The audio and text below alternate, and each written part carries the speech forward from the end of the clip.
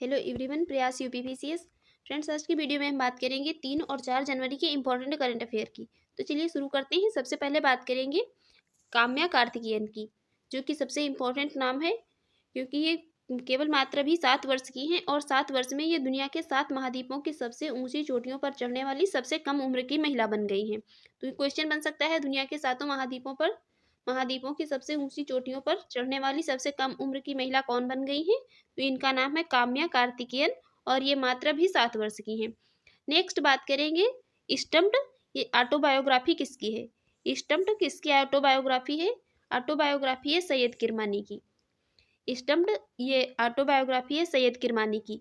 और सचिन तेंदुलकर की ऑटोबायोग्राफी है playing it my way 2014। VVS Laxman की ऑटोबायोग्राफी है 281 एंड बियॉन्ड 2018। और युवराज सिंह की ऑटोबायोग्राफी है the test of my life from cricket to cancer 2012। ये इतनी जो ये क्रिकेटर्स की ऑटोबायोग्राफी है इंपॉर्टेंट है। नेक्स्ट बात करेंगे मिशन स्पेडेक्स की। मिशन स्पेडेक्स इसको लॉन्च किया गया है अभी रिसेंट में। ये 30 दिसंबर 2024 को लॉन्च किया गया है। और इसको लॉन्च किसके द्वारा किया गया है? तो ये इंडिया की स्पेस एजेंसी है इसरो, इसके द्वारा लॉन्च किया गया है। इसका फुल फॉर्म है इंडियन स्पेस रिसर्च ऑर्गेनाइजेशन। और स्पेडेक्स की फुल फॉर्म की बात करें तो space docking experiment SpaDeX mission इसका फुल फॉर्म है। और इसको लॉन्च किया गया है 30 दिसंबर 2024 को। और ये सतीश धवन स्पेस सेंटर से लॉन्च किया गया है इसको। इसमें जो रॉकेट का यूज किया गया है, रॉकेट इसका है PSLV C16। क्योंकि ये रॉकेट, याद रखिए, रॉकेट जो है पूछे जाते हैं कि किस मिशन में कौन सा रॉकेट जो है यूज किया गया। तो ये रॉकेट का नाम है PSLV C16। स्पेडेक्स मिशन में लॉन्च किया गया, जो इसमें इसका यूज किया गया। और ये जो है स्पेडेक्स मिशन लॉन्च करने वाला भारत जो है, तो ये US, रूस और चीन के बाद ये चौथा देश बन गया है। इसके पहले ये स्पेडेक्स मिशन जो है 3 देश लॉन्च कर चुके हैं, US, रूस और चीन। भारत कौन सा देश बन गया है? ये चौथा बन गया है। नेक्स्ट बात करेंगे, अभी रिसेंट में एक ये ऐप लॉन्च किया गया है, इसका नाम है स्वर। तो इसको किस गवर्नमेंट ने लॉन्च किया है? ये गुजरात सरकार ने लॉन्च किया है स्वर ऐप। इसको लॉन्च क्यों किया गया है? तो ये भाषा संबंधी जो भी बाधाएं आती हैं उनको दूर करने के लिए लॉन्च किया गया है।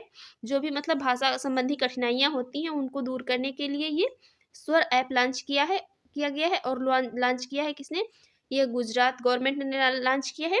और इसकी फुल फॉर्म की बात करें तो इसका फुल फॉर्म है स्पीच एंड रिटेन ये एनालिसिस रिसोर्सेस। इसका स्वर का ये फुल फॉर्म याद रखिए, फुल फॉर्म पूछ लिए जाते हैं। नेक्स्ट बात करेंगे, ये काग-ए नृत्य महोत्सव, ये इसको कहाँ पर मनाया जाता है? ये काग-ए नृत्य महोत्सव ये कहाँ पर? सिक्किम में मनाया जाता है। और ये बौद्ध त्योहार है, ये बौद्धों से रिलेटेड त्योहार है काग-ए नृत्य महोत्सव। नेक्स्ट बात करेंगे, देश का पहला ग्लास ब्रिज का उद्घाटन किसने किया है? अभी रिसेंट में ये देश का पहला ग्लास ब्रिज होगा, इसका उद्घाटन किसके द्वारा किया गया है? तो ये कहाँ पर? तमिलनाडु में किया गया है। तमिलनाडु में देश के पहले ग्लास ब्रिज का उद्घाटन किया गया। और इसकी लंबाई कितने? तो ये 77 मीटर इसकी लंबाई है। और इसकी चौड़ाई कितने? 10 मीटर है। और ये कन्याकुमारी के तट पर कहाँ इसका जो है उद्घाटन किया कहाँ पर गया है? तो ये कन्याकुमारी के तट पर विवेकानंद रॉक मेमोरियल और पर किया गया है। इसमें ये 133 फीट ऊंची तिरुवल्लुवर स्टेचू को ये जोड़ेगा।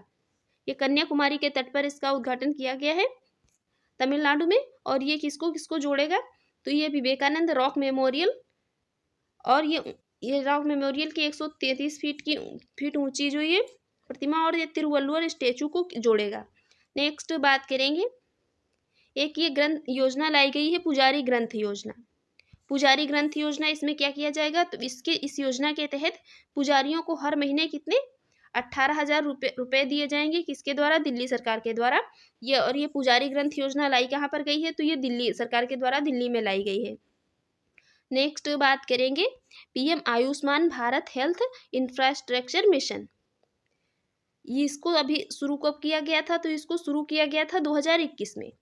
ये PM आयुष्मान भारत हेल्थ ये इंफ्रास्ट्रक्चर मिशन इसकी शुरुआत की गई थी कब? 2021 में। और अभी रिसेंट में ये न्यूज़ में क्यों है?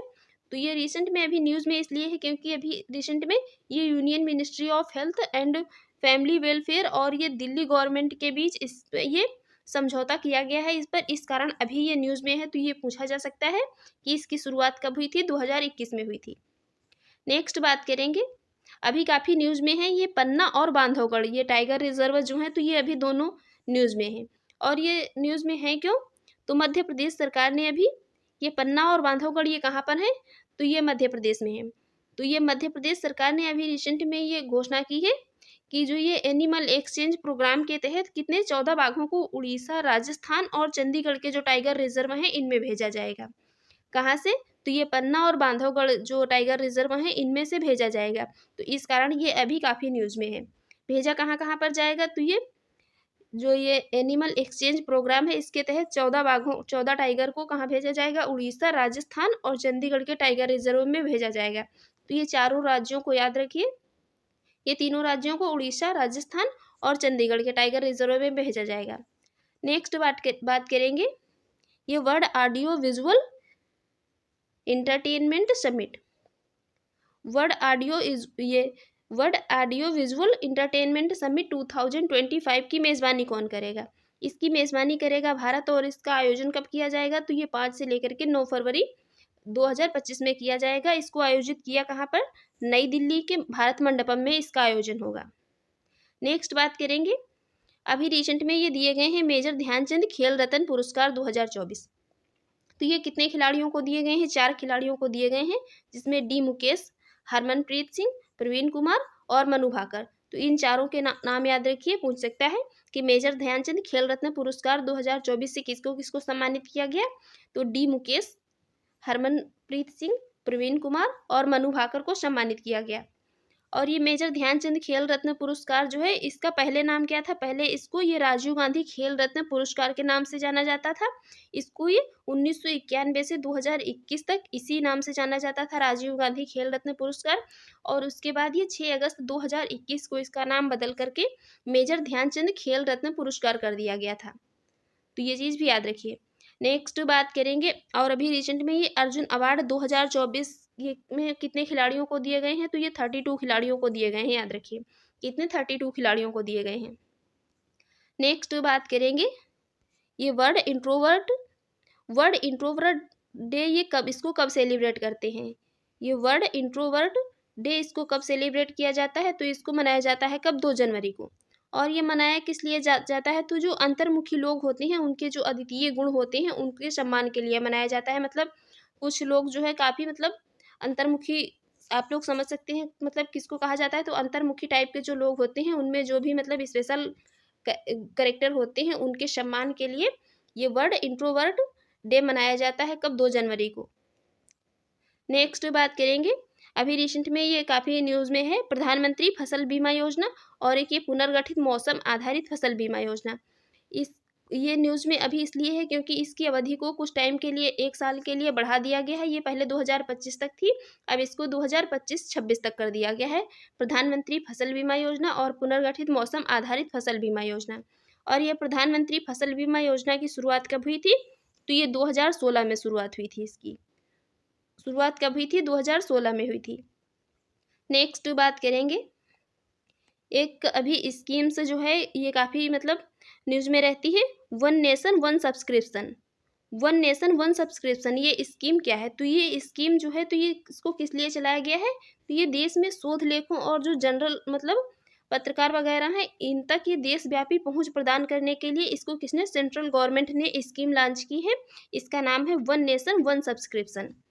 नेक्स्ट बात करेंगे, अभी रिसेंट में 1 जनवरी 2025 को ये शेंगेन एरिया जो है, इसमें कौन कौन से देश शामिल हुए हैं? इसमें 2 देश अभी शामिल हुए हैं 1 जनवरी 2025 को जो शेंगेन एरिया है इसमें। तो पहला ये बुल्गारिया शामिल हुआ है और दूसरा रोमानिया।